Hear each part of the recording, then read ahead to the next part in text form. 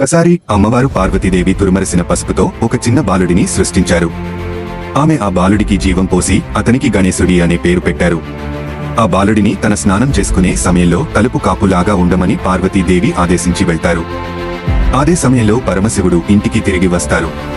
తలుపు వద్ద ఆ చిన్న బాలుడు అడ్డు తగిలి పరమశివుని లోపలికి వెళ్లనివ్వడు. తన భార్యను చూడడానికి ప్రవేశం కావాలని శివుడు కోరగా ఆ బాలుడు పార్వతీదేవి ఆజ్ఞ మేరకు అడ్డుపడతాడు. దీంతో శివుడు మరియు గణేశుడి మధ్య ఘోర యుద్ధం జరిగింది. ఆగ్రహంతో శివుడు తన త్రిశూలంతో ఆ బాలుడి తలను ఛేదిస్తాడు.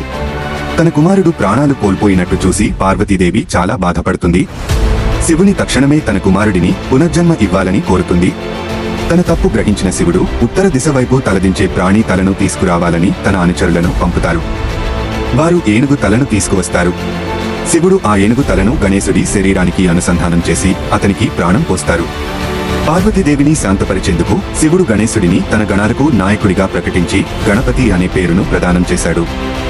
అదనంగా ఏదైనా పూజ లేదా కార్యక్రమాన్ని మొదలుపెట్టే ముందు గణేశుడిని ప్రథమంగా పూజిస్తారని వరం ఇస్తారు. అందుకే ఏనుగు తలతో జ్ఞానవంతుడైన శుభకరమైన గణపతి దేవుడు ప్రతి ఆరాధనలో మొదటగా పూజలు అందుకుంటారు. అతను విఘ్నాలను తొలగించే దేవుడిగా, జ్ఞానానికి చిహ్నంగా, కొత్త ప్రారంభాలకు మార్గదర్శిగా పూజింపబడతాడు.